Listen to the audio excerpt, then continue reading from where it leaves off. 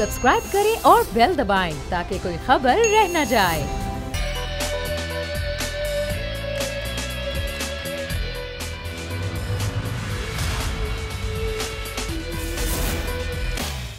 बिस्मिल्लाहिर्रहमानिर्रहीम, अस्सलामु अलैकुम। प्रोग्राम में मैं सुमैया रिजवान आपको वेलकम कहती हूँ। आज सबसे पहले तो आप लोगों को यौम पाकिस्तान बहुत बहुत मुबारक हो। आज का दिन बड़ा अहम है, लेकिन ज़ाहिर है हमारे जो दूसरी सूरत हाल है कोरोना की, तो उसी मौजू से आज के प्रोग्राम का मैं आगाज़ करना चाह रही हूँ, क्योंकि हम जानते हैं कि कोई भी दिन हो, कोई भी त्यौहार हो, हमने अब कोरोना को जहन में रख के अपनी तमाम त्यौहार बनाने हैं, क्योंकि तीसरी लहर है जो कि खासा जो है वो नुकसान पहुँचा रही है। और आज की जो शरह है मुस्बत केसेस की वो 8.2% तक पहुंच गई है। और इस तमाम तर सूरत हाल को देखते हुए हमने अपनी एहतियात भी जारी रखनी है, SOPs पर अमल भी करना है और तमाम तर जो ज़िंदगी के मामूलात हैं उनको भी सर अंजाम देना है। तो आज यौम पाकिस्तान वैसे तो आम तातील है, लेकिन अगर आप कोई भी त्यौहार मनाएं, कोई भी आप गैदरिंग करें या कोई भी खुशी मनाएं, तो आप ये ज़रूर जहन में रखें कि वायरस अभी भी हमारे दरमियान मौजूद है, क्योंकि वैक्सीन आ गई है। और कल जो NCOC की मज़ीद जो सख्तियां हैं लॉकडाउन में वो भी कर दी गई हैं, और जिसमें कारोबार को 8 बजे तक और दीगर सरगर्मियों को रात 10 बजे तक कर दिया गया है। इंडोर जो तमाम तर रेस्टोरेंट्स हैं उनकी परमिशन अब ख़त्म कर दी गई है। ये तमाम तर चीज़ें हैं। और ज़ाहिर तीसरी लहर को देखते हुए अब डॉक्टर्स क्या समझते हैं कि जो लॉकडाउन हुआ क्या इतना काफ़ी है, क्या यही लॉकडाउन होना चाहिए या फिर मुकम्मल लॉकडाउन होना चाहिए। इस तरह दीगर ममालिक में दुनिया के वैक्सीन हमारे पास मौजूद है, जो कि चाइनीज़ वैक्सीन है, जो कि चाइना ने हमें अतिया की है, वो मुफ्त लग रही है।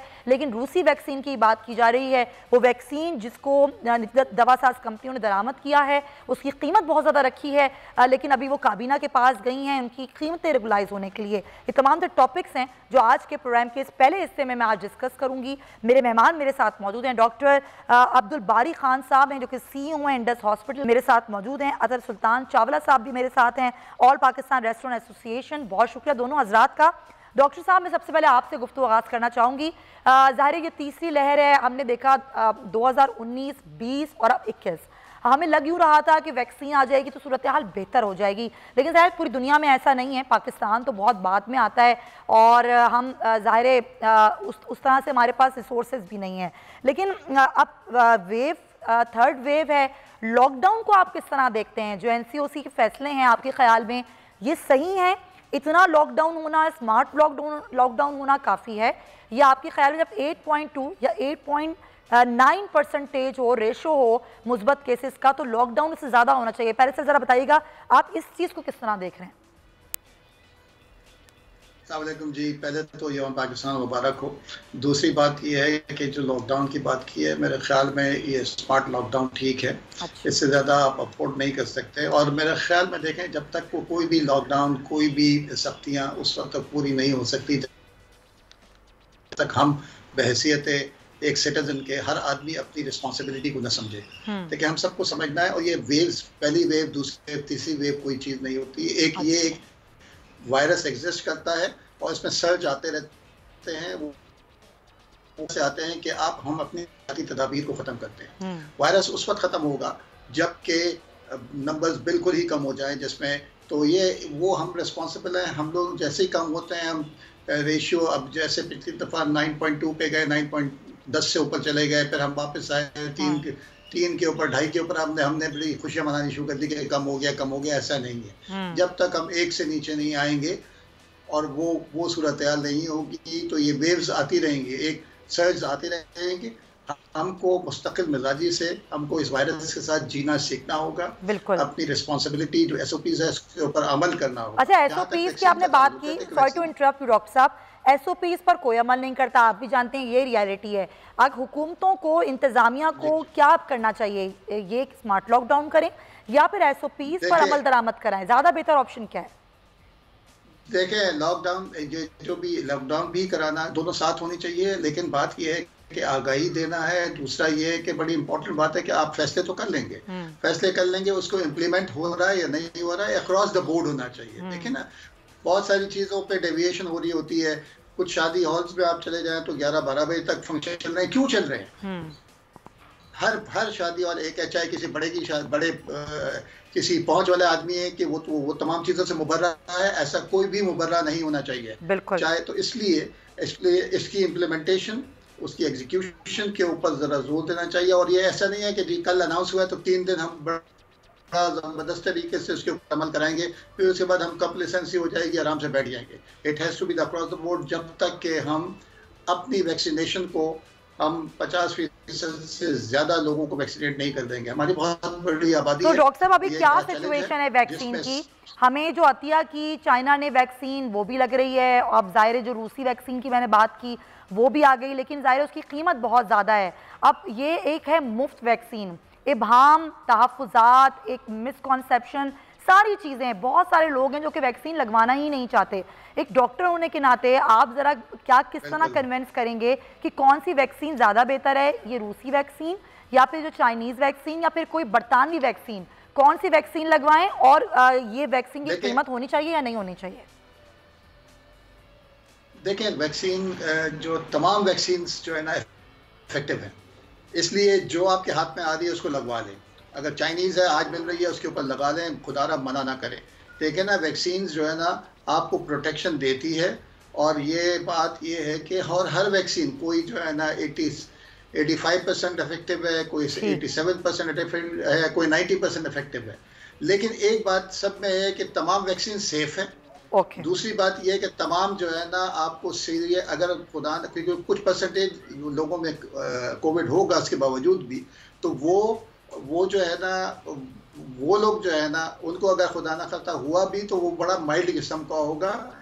आपको डेथ से प्रिवेंशन इसके ऊपर हो रही है। और दूसरी बात यह है कि वैक्सीन लगाने के बाद भी देखें, आपको SOPs पे अमल करना है, क्योंकि आपको पता नहीं है कौन उस 10% के अंदर आता है। दूसरी चीज़ ये है कि आज अगर वैक्सीन लगाएंगे तो उसको इफेक्टिव होने में, एंटीबॉडीज डेवलप होने में 2 से 3 हफ्ते बनना शुरू होती है, और फिर 6 हफ्ते में जाके वो अपने पीक पे प्रोटेक्शन देती है।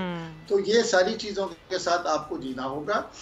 और वैक्सीन की जहाँ तक देखें, मैंने तो अक्टूबर नवंबर में जब पाकिस्तान में कैंसिनो बायो के ट्रायल्स हो रहे थे, तो मैंने खुद वॉलंटियर किया था, और खुद नहीं, मेरी वाइफ ने भी, मेरे बच्चों ने भी। इसलिए उस वक्त तो कुछ पता नहीं था कि ये सेफ भी है, इसमें रिएक्शन भी होगा। मेरे बड़े खैर कहा कि आप ना लगाएं, हम करते हैं। लेकिन मैं इसको एक रोल मॉडल करके कर रहा था, और सबको, हमको, हमारे बड़े लोगों को एज अ मॉडल आना चाहिए, जैसे कि सदर साहब ने लगा ली, साहब ने लगवा ली, उन तमाम लोगों को। बहुत शुक्रिया। डॉक्टर अब्दुल बारी खान साहब CEO इंडस हॉस्पिटल मौजूद थे और बड़ी इंफॉर्मेटिव उन्होंने बात की है। और ये समझना हमें ज़रूरी है कि वायरस हमारे दरमियान है, इससे बचाव का सिर्फ एक तरीका है वैक्सीनेशन, और हमें एहतियात करनी है, SOPs पर अमल करना है। लेकिन ज़ाहिर लॉकडाउन हुआ, जो अब ज़ाहिर जो पाबंदियाँ हैं उससे तमाम शोबे मुतासर हो रहे हैं, इस पर भी ज़रा हम बात करेंगे।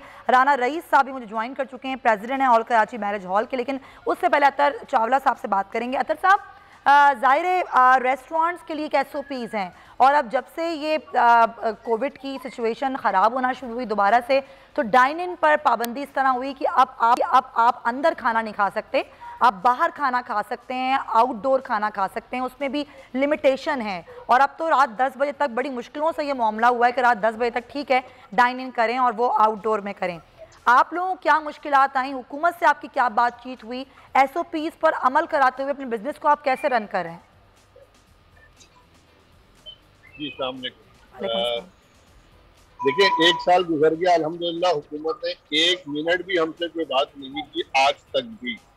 ये बात नोट कर लें, हुकूमत ने 1 दफ़ा भी हमसे बात नहीं की। कई दफ़ा हुकूमत को लेटर्स भी लिखे गए, लेकिन असद उमर साहब ने भी कोई जवाब देना उसको मुनासिब नहीं समझा।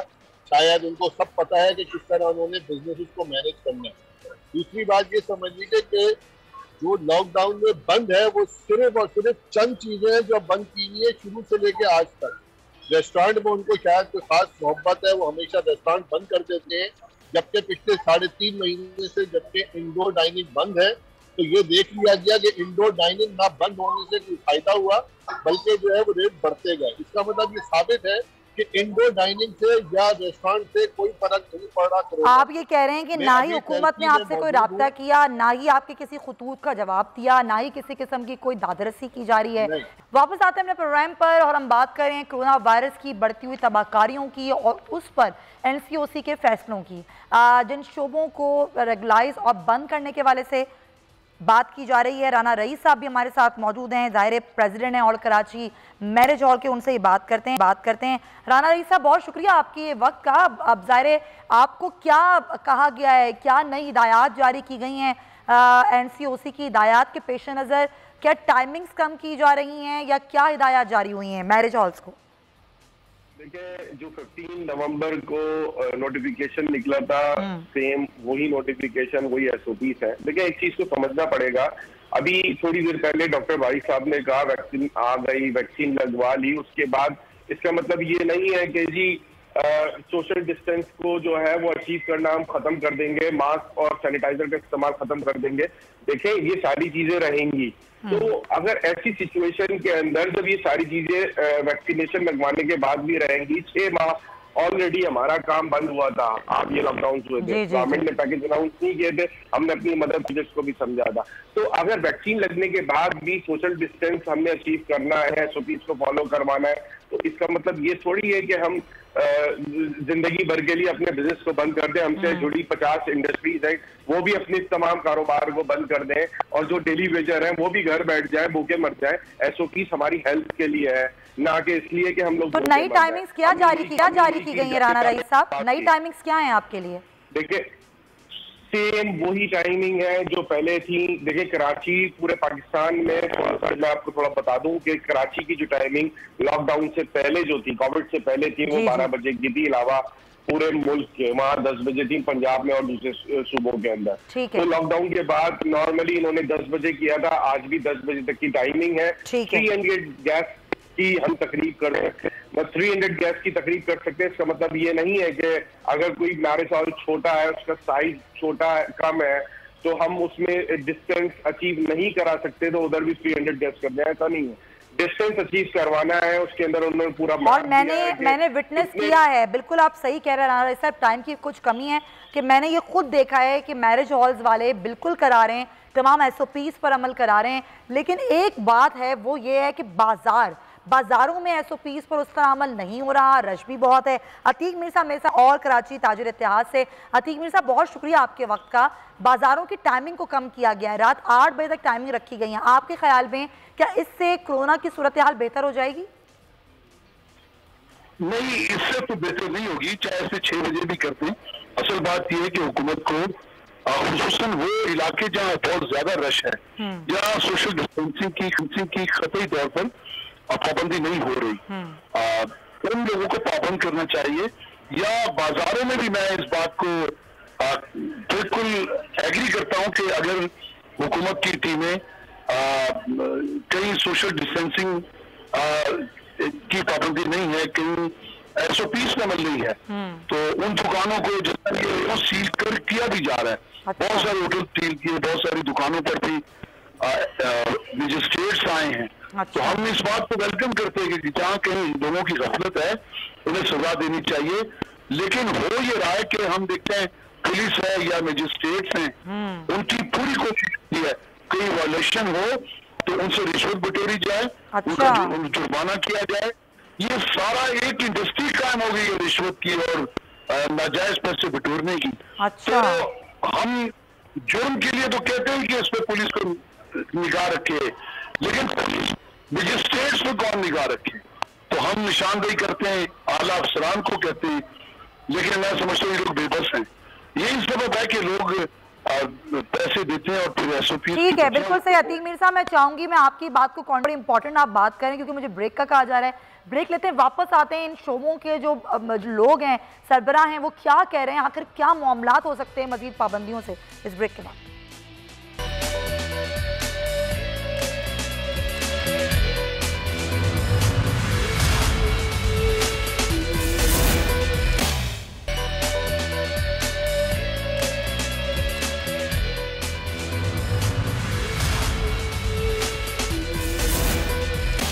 Welcome back. ब्रेक पर जाने से पहले हम अतीक मीर साहब से बात कर रहे थे और उनका कहना यह था कि चांदी हो गई है, इस वक्त करप्शन की जा रही है, लोगों से पैसे बटोरे जा रहे हैं, दुकानदारों से पैसे बटोरे जा रहे हैं। उन्होंने ये भी कहा कि अगर कोई करता है खिलाफ वर्जी SOPs की तो बिल्कुल दुकानों को सील किया जाए, उनके खिलाफ कार्रवाई की जाए। लेकिन इस पर जो कारोबार बन गया है, इस चीज़ को नहीं होना चाहिए, कोई सुनने वाला नहीं है। अतीक मीर साहब, ये आज की बात नहीं है, ज़ाहिर पूरा साल पिछला इसी तरह गुजरा, आपने निशानदही कई बार की, लेकिन क्या आपने आला हुकाम तक अपनी आवाज़ पहुंचाई कि क्या कुछ हुआ हो रहा है इसके पीछे? देखिए, जब आला हुकाम हमारी आवाज़ सुनते हैं और फिर उस पर कान नहीं धरते तो उसके दो ही मतलब होते हैं कि या वो अपनी जिम्मेदारियों से इनराब कर रहे हैं या वो भी सिस्टम का हिस्सा है। अच्छा, तो अब इसमें कोई भी एक नाम हम दे सकते हैं। मैं अक्सर कहता हूं कि जो भी पुलिस के आला अफसरान है वो थानों की कारकर्दगी पे निगाह रखें। कमिश्नर कराची है, वो असिस्टेंट कमिश्नर की कारकर्दगी पे निगाह रखें। इन्हें खुल खेलने की इजाजत क्यों दी गई है? सही, क्या वजह है? जो चाहे कर गुजरे, इन्हें कोई पूछता क्यों नहीं है? अच्छा, ये तो एक तरफ मामला है, लेकिन अब अगर ये कहा गया NCOC ने कि 8 बजे मार्केट्स बंद कर दें, आगे रमजान है, ईद है, क्या ताजिर मानेंगे इस हुक्म को? देखिए, हमने इसको लबैक कहा है इसलिए कि मुल्क बड़ी मुश्किल में है। अवाम के लिए ताजिर कोई मुश्किलात पैदा करना नहीं चाहते। सही, जो भी SOPs है, मैंने तो देखें आपके इब्तिदाई जो सवालात थे, मैं तो आपसे कही है बात कि हम जहाँ गलत हैं SOPs पे अमल नहीं, आप हमारी दुकानें सील करें, हम हाजिर हैं उसके लिए। बिल्कुल सही, लेकिन ऐसा करें तो सही। देखिए, अगर यही गफलत रही जो इस वक्त सूरत हाल है तो ये 9% से मामला मुस्बत केसों का बढ़ गया। तो ये तो फिर इससे भी आगे चला गया तो 20-25% का मतलब ये हुआ कि पूरा मुल्क इसकी लपेट में आ जाए। बिल्कुल सही, आप बिल्कुल सही कह रहे हैं कि हम उस सिस्टम का हिस्सा बने हाँ, कि जिससे कोरोना से हमें निजात मिले। सही, आप बिल्कुल सही कह रहे हैं। और जो तमाम शोबे हैं, जो कारोबार है, वो भी चलना चाहिए। आतर चावला साहब, क्या यही शोबे हैं जिनको बंद करके हम कोरोना पर काबू पा सकते हैं? रेस्टोरेंट्स में आप रेगुलाइज कर दें, आप जो होटल्स हैं, जो मार्केट्स हैं और दीगर मामलात हैं, इनको ही रेगुलाइज है कोरोना पे काबू पाया जा सकता है या फिर कोई और भी तरीके हो सकते हैं? वायरस बढ़ जिस वजह से रहा है, क्या यही वजूहात हैं कि अगर हॉल्स हैं, रेस्टोरेंट्स हैं और मार्केट्स हैं?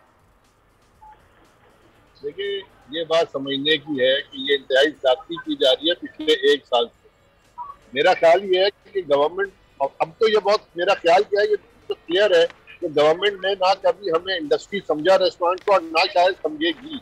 उसका मेरा ख्याल है वो समझती है कि ये एक फालतू की एक इंडस्ट्री है, इसको बंद कर दिया जाए, जिससे कोई फर्क नहीं पड़ता, क्योंकि लोग अय्याशी करते हैं। लोग अपनी जो है वो इसमें जो है ये एक अय्याशी की जगह है जहाँ पे जो है लोग जाते हैं और मजे, लग्जरी है, तो लग्जरी को बंद कर देना चाहिए।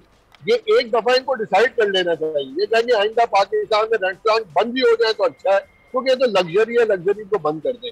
इनकी ये अक्ल नहीं है लोगों के अंदर। मैं बड़ी क्लियरली, बड़ी क्रूड अल्फाज में कह रहा हूँ कि शायद इन लोगों में इतनी अक्ल नहीं है कि ये समझे कि ये कितनी बड़ी इंडस्ट्री है, और ना इसके बंद करने से इनको कोई फायदा हुआ।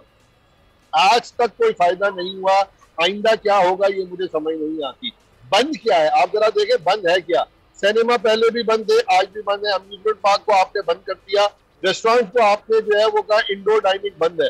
तो भाई खुली कब थी जो आपने बंद कर दी वापस से? 3.5 महीने से बंद है। कोरोना के केसेस तो फिर भी बढ़ रहे हैं। इसका मतलब ये साबित हुआ कि कोरोना के केसेस डाइनिंग की वजह से नहीं बढ़ रहे थे। ठीक है, आपको SOPs को फॉलो करवाना है, जिसमें आप आज तक 1 साल से असल बात यह है कि SOPs पर बिल्कुल सही, SOPs पर अमल नहीं हो रहा, वो बहुत ज़रूरी है। अतर चावला साहब, आपका भी शुक्रिया, राना रईस साहब और अतीक मीर साहब, तमाम हजरात का शुक्रिया। कोरोना वायरस को काबू करने का एक ही जरिया है कि हम SOPs पर और कारोबार भी चलता रहे, क्योंकि अब इस वायरस के साथ हमें जिंदा रहना है। तो एक ही तरीका है कि आप मास्क लगाएं और सोशल डिस्टेंसिंग पर अमल करें, और वैक्सीन आ गई है तो वैक्सीन भी ज़रूर लगवाएं। तो जिस तरह मैंने अपने इंट्रो में कहा कि यौम पाकिस्तान है, आज का दिन हमारे लिए बड़ी अहमियत का हामिल है। यौम पाकिस्तान हो या 14 अगस्त हो या ईद हो, त्यौहार हो, अब हमें तमाम त्यौहार, तमाम अपनी चीज़ों को ज़िंदगी की कोरोना के साथ ही लेकर चलना है, और हमें इस चीज़ को समझना होगा कि हमें अब एहतियात भी करनी है और अपने त्यौहार भी मनाने हैं। लेकिन आज का दिन हमें पैगाम क्या देता है? आज 81वीं हम यौम पाकिस्तान मना तो रहे हैं, लेकिन हमने उस वक्त के हमारे जो लोग थे, हमारे जो लीडर्स थे, उनके जो पैगामात थे, उससे हमारी कौम ने क्या सबक सीखा और हमने क्या किया? ज़रा इसी पर बात करने के लिए मेरे साथ जैसे रिटायर्ड नासरा जावेद इकबाल साहिबा, बहुत शुक्रिया आपका नासरा साहिबा। ज़ाहिर है आज के दिन की मुनासबत से हमें सबक क्या मिलता है, हम हमेशा ये बात करते हैं, लेकिन ये मुल्क, ये पाकिस्तान जिस मकसद के लिए हासिल किया गया था, एक आज़ाद रियासत, एक अलग रियासत, एक आज़ाद फ़ज़ा में सांस लेना, क्या हमारा आज का नौजवान, आज हमारा बच्चा क्या उस चीज़ की अहमियत को समझता है? क्या हम समझा सकें? क्यों नहीं समझा सकते। बिस्मिल्लाहिर्रहमानिर्रहीम। सबसे पहले तो मैं मुबारकबाद यौम करारदाद पाकिस्तान की पेश करती हूँ तमाम नाजरीन को। 81 बरस हो गए कि 1940 में ये करारदाद पाकिस्तान लाहौर में मिंटो पार्क में, जो अब अल्लामा इकबाल पार्क कहलाता है, वहाँ पे कायद आज़म की क़यादत में ये मंजूर हुई और तमाम जो उस वक्त अक्सरियती इलाके थे बरे सग़ीर हिंदुस्तान के, वहाँ के जो थे लीडर्स, वो वहाँ तशरीफ़ लाए थे। और ये ऑल इंडिया मुस्लिम लीग की कॉन्फ्रेंस थी 3 दिन, और ये पहले दिन पे ये रेजोल्यूशन जो थी ये पेश हुई थी और इसकी जो ड्राफ्टिंग थी वो ऑल इंडिया मुस्लिम लीग की वर्किंग कमेटी ने की और चौधरी ज़फ़रुल्लाह ख़ान ने फ़ाइनल ड्राफ्ट तैयार की और फिर ये फजलुल हक साहब ने ये पेश की वहाँ पे और इसकी मंजूर करने के लिए तमाम सूबों से, यानी कि बलूचिस्तान से काजी ईसा आए हुए थे, कराची से गालिबन GM सैयद थे और इसी तरह फ़र्क इलाकों से, लाहौर से तो खैर बेशुमार लोग थे। और कायद आज़म ने अंग्रेज़ी में तकरीर की जो सब लोगों ने बिल्कुल चुप होकर सुनी और जब पूछा गया कि क्यों आप चुप होकर सुन रहे हैं, आपको तो समझ ही नहीं आ रही क्योंकि पढ़े लिखे तो है नहीं थे, तो उन्होंने कहा कि हमें पता है ये आदमी ईमानदार है, इसकी नीयत साफ़ है, अगर ये हमारे लिए किसी तहरीक की क़यादत करेगा तो हम इसके साथ हैं। और फिर वहीं से तहरीक पाकिस्तान जो थी वो अपने पूरे जोश और जज्बे से शुरू हुई और 7 साल के कलील अरसे में हम पाकिस्तान हासिल करने में कामयाब हो गए 1947 में। बिल्कुल आप सही कह रही हैं, ये तारीख़ है हमारी।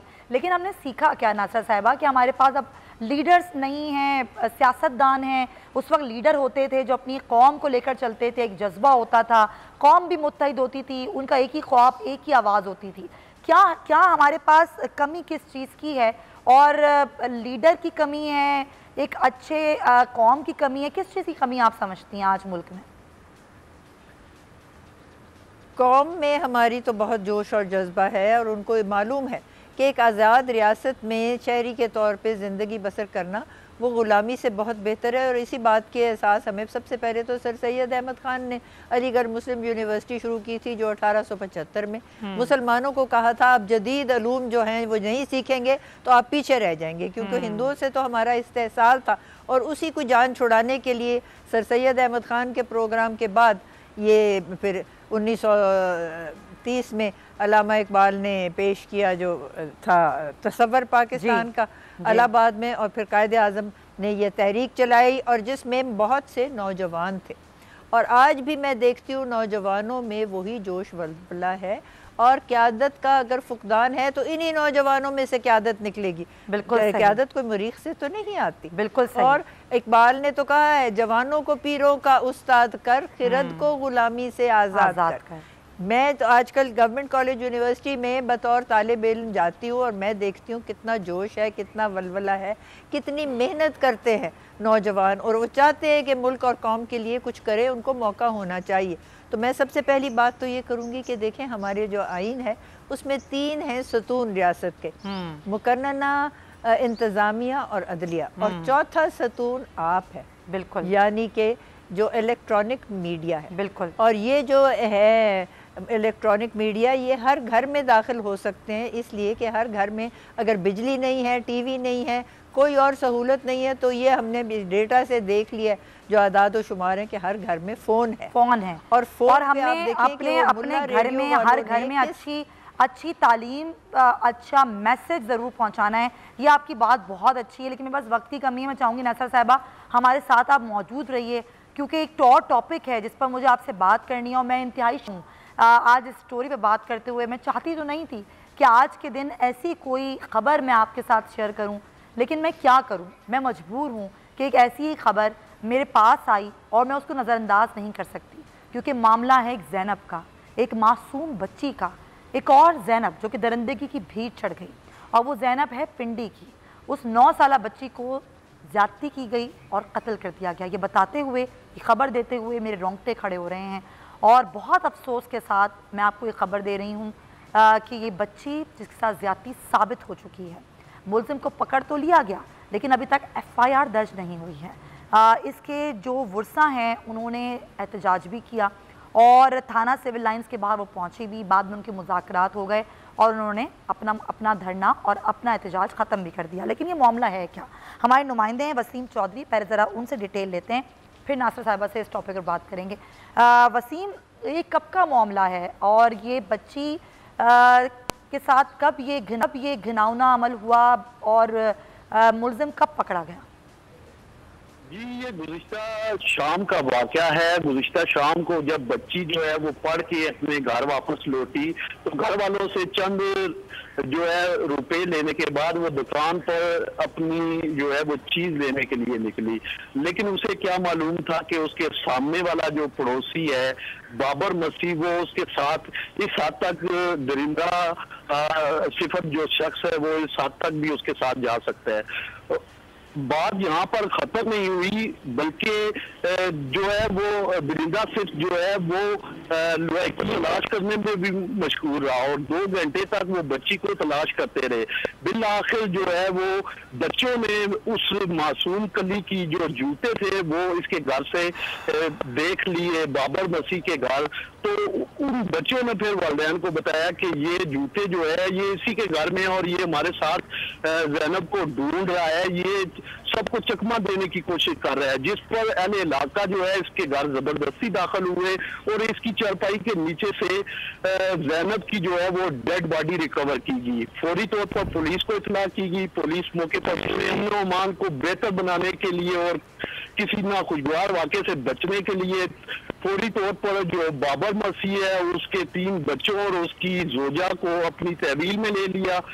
अब से कुछ देर कबल जो है वो मुकदमा तो दर्ज हो गया, लेकिन आज दिन भर हमने ये देखा कि जो है वो अपने मुलजमान को कैफे किरदार तक पहुंचाने के लिए सरापा एहतजाज रहे, जिनके साथ उनके अहले इलाका भी बड़ी तादाद में मौजूद थे। ठीक है वसीम चौधरी, आपका शुक्रिया। बहुत मासूम बच्ची है, बहुत तकलीफ पहुंचती है क्योंकि बच्चे सबके सांझे होते हैं और अल्लाह ताला तमाम बच्चों को महफूज रखे, इन दरिंदों से महफूज रखे। लेकिन सवाल ये है कि कब तक हम इन रेप केसेस को देखते रहेंगे, हम बताते रहेंगे, हम इसकी खबर देते रहेंगे? ये रेप केसेस बंद क्यों नहीं होते?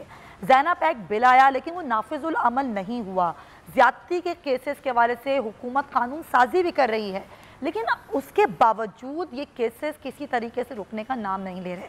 नासरा साहिबा, बहुत अफसोस के साथ आपसे इस मौजू पर बात करने लगी हूँ।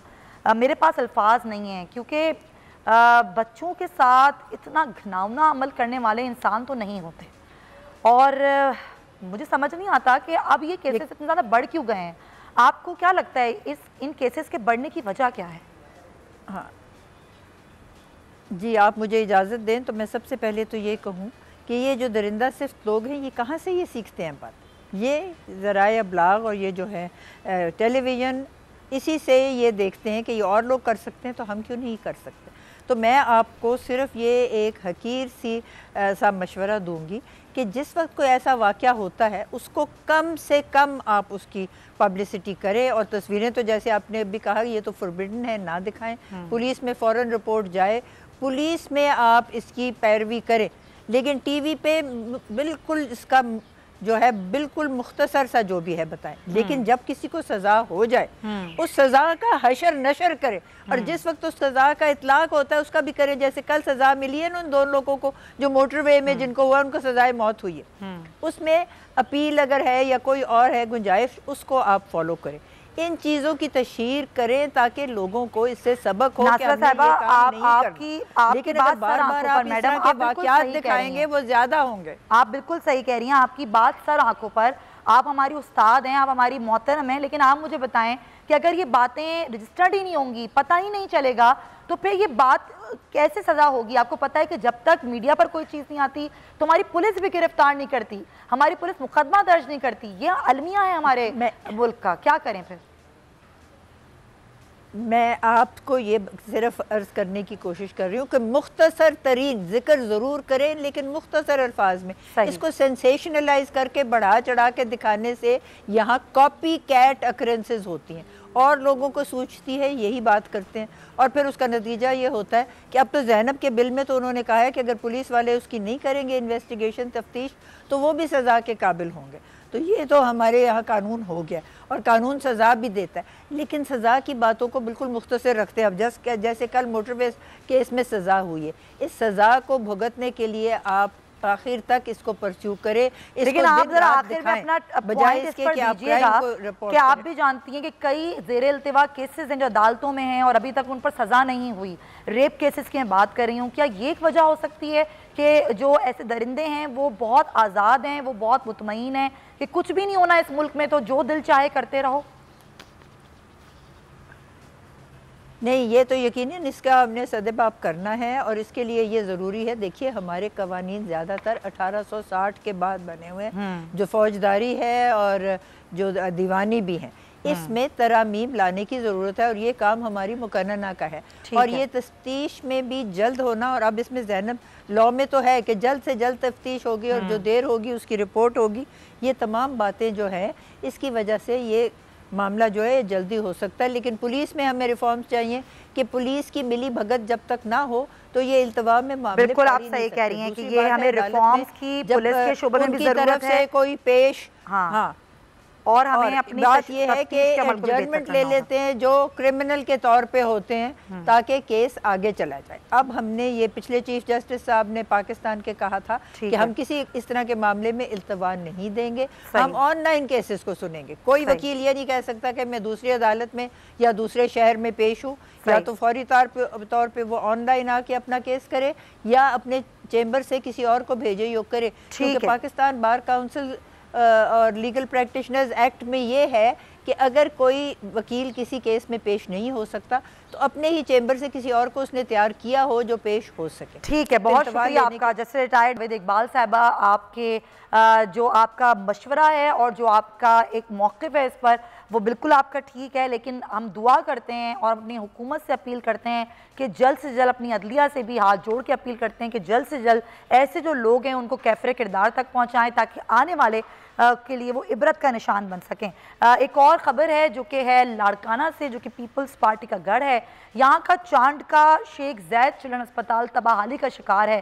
सुबह से यहाँ पर लाइट नहीं थी और यहाँ पर एक बच्चा जिसकी मैयत ले जाने के लिए एम्बुलेंस भी नहीं मिल सकी। क्यों है ऐसा हाल यहाँ का इस हॉस्पिटल का? और ये बड़ा अस्पताल है लाड़काना का। हमारे नुमाइंदे हैं शिराज पठान लाड़काना से, उनसे शिराज, क्या अब लाइट आ चुकी है यहाँ की और इतना तबाह हाल क्यों है इस चिल्ड्रन हॉस्पिटल का?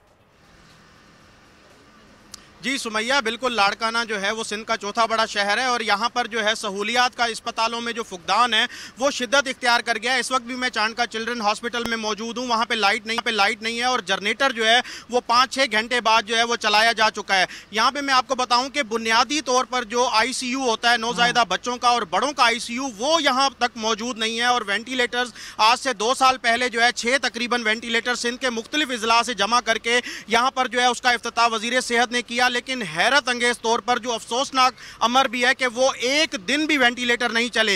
1 साल कबल जो है वो वजीर सेहत लाड़काना के वुमेन हॉस्पिटल में आई थी और मैंने ही उनसे ये निशानदेही की थी कि मैडम आपने जो ICU का इफ्तिताह किया वो तो एक दिन भी नहीं चला और इस वुमेन हॉस्पिटल के बिल्कुल चंद कदमों के सामने चिल्ड्रन हॉस्पिटल है, आप मेरे साथ चलें और वहाँ पर देखें कि वेंटिलेटर्स क्यों नहीं चल रहे। तो उन्होंने कहा था हैरत अंगेज तौर पर कि अच्छा मुझे तो पता नहीं है और ना ही मुझे किसी ने रिपोर्ट दी है, लेकिन हाँ अगली दफ़ा जब मैं आऊँगी तो मैं ज़रूर चिल्ड्रन हॉस्पिटल का दौरा करूंगी।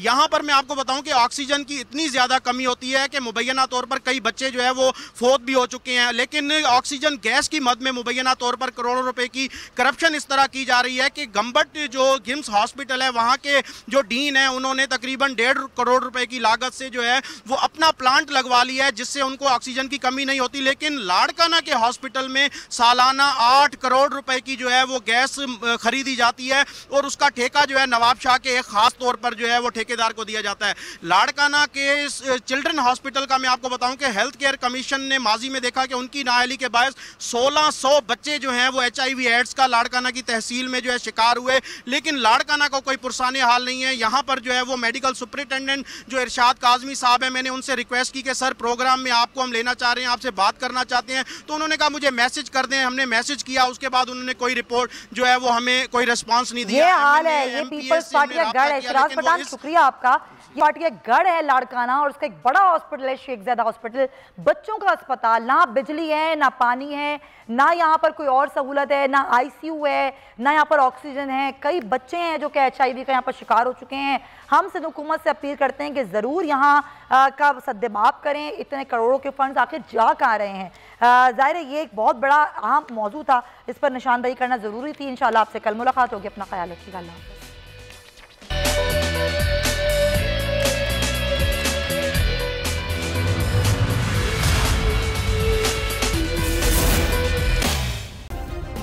सब्सक्राइब करें और बेल दबाएं ताकि कोई खबर रह न जाए।